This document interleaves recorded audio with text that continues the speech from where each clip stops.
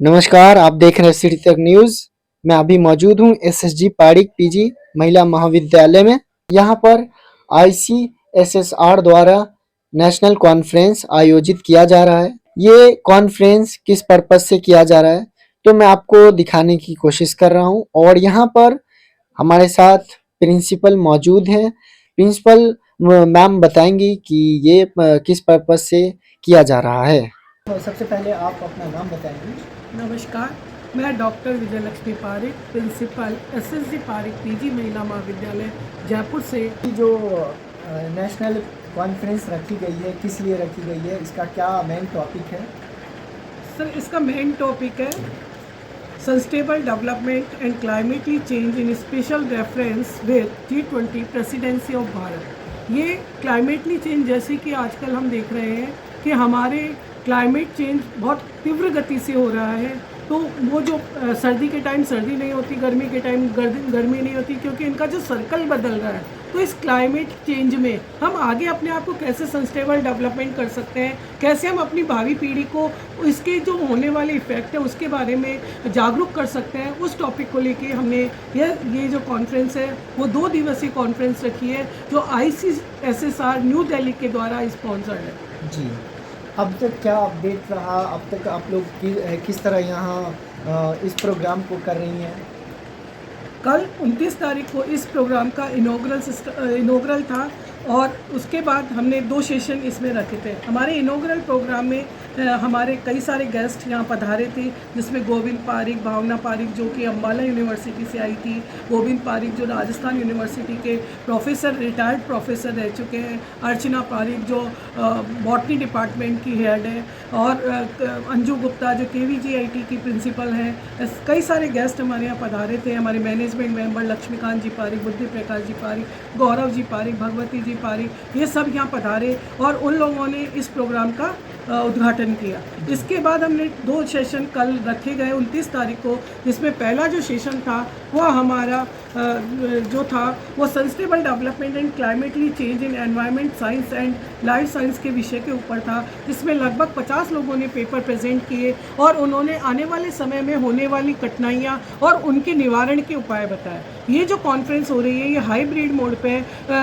कुछ लोगों ने ऑनलाइन पेपर प्रेजेंट किए, कुछ लोगों ने ऑफलाइन पेपर प्रेजेंट किए। इसके बाद कल ही दूसरा सेकंड सेशन था हमारा, sustainable development and climately change in social science, humanities and education.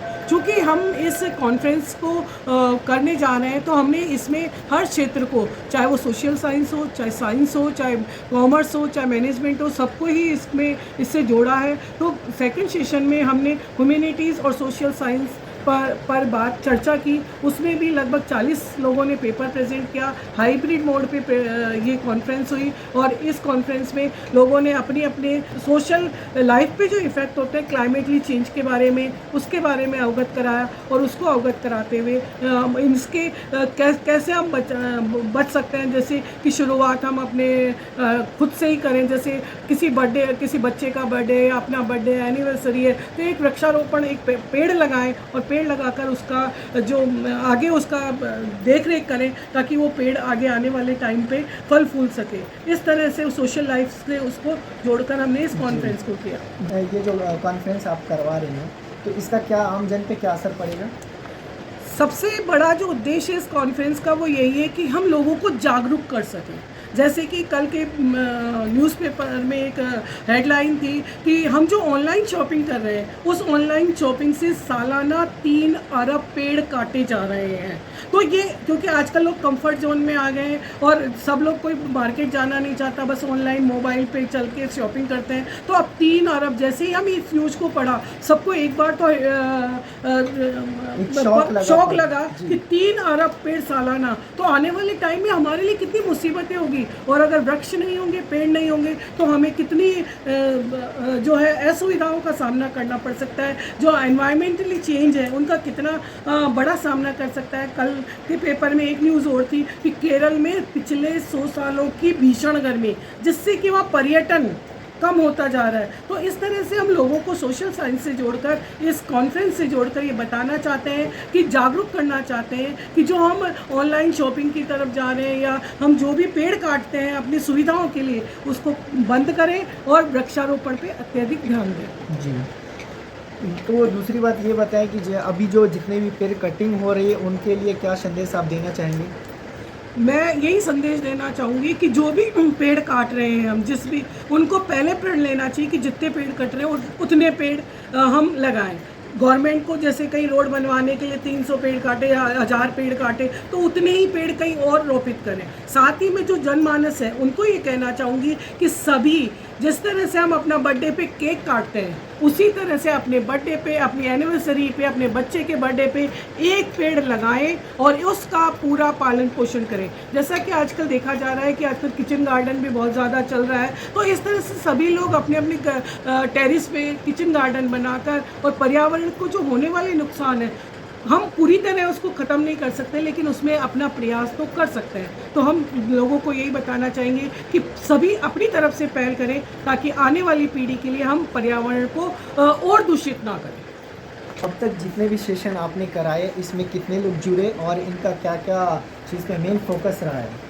हमने अभी तक 4 सेशन कराए हैं। जो पहला सेशन था उसमें सतत विकास से संदर्भ जलवायु परिवर्तन के बारे में लोगों ने डिस्कशन किया। सेकंड सेशन जो था वो जैविक कृषि विकास के ऊपर था।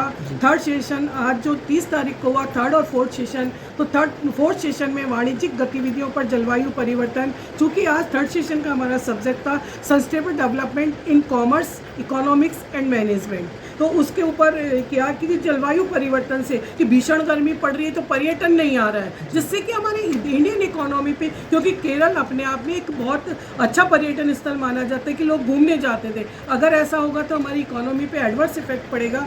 उसके बाद चौथा सेशन जो हमने करवाया वो G20 प्रेसिडेंसी ऑफ भारत के रूप में करवाया, जिसमें नवीनीकृत ऊर्जा के सोर्स और ऊर्जा के ऊपर हमने बात की।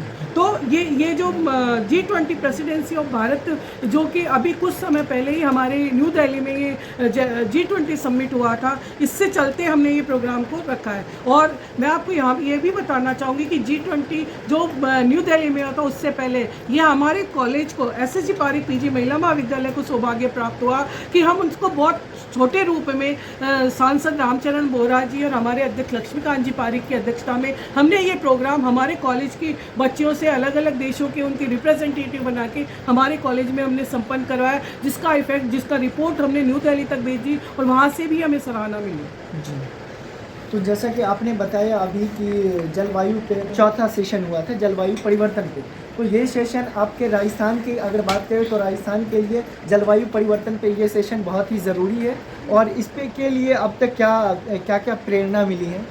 जैसा कि हम लोग सभी जानते हैं कि राजस्थान एक रेगिस्तानी इलाका है और यहाँ पर जो भी जलवायु परिवर्तन है, क्योंकि यहाँ पर सर्दी बहुत ज़्यादा होती है, गर्मी बहुत ज़्यादा होती है, तो उसके लिए पेड़ ही एक अच्छा साधन है। जैसा कि हमने कुछ दिनों पहले न्यूज़ में पढ़ा था कि राजस्थान के एक इलाके में धरती जो है वो धंस गई, जलवायु परिवर्तन के कारण मेन रोड जो है वो नीचे धंसती चली जा रही है। आपने तो ये सारे जो एडवर्स इफेक्ट है उसका, क्योंकि जो पेड़ होते हैं, वृक्ष जो हम लगाते हैं तो जलवायु परिवर्तन को रोकते हैं, उसको पेड़ उस ज़मीन को अपने, उनकी जड़ें जो है वो ज़मीन को पकड़ के रखती हैं। तो जैसे पहले आपने देखा होगा कि रोड के दोनों साइड पेड़ हुआ करते थे, जो कि आजकल वो बिल्कुल ख़त्म होते जा रहे हैं। तो राजस्थान के संदर्भ में जो हमने देखा कि जो ज़मीन धंसी, उससे हमें सीख लेके अधिकाधिक पेड़ लगाने चाहिए ताकि हम आने वाले समय में अपने आप को स्वच्छ वातावरण दे सकें। जी, और जिस क्षेत्र में अभी भी पानी की कमी है उनके लिए क्या कहना चाहेंगे?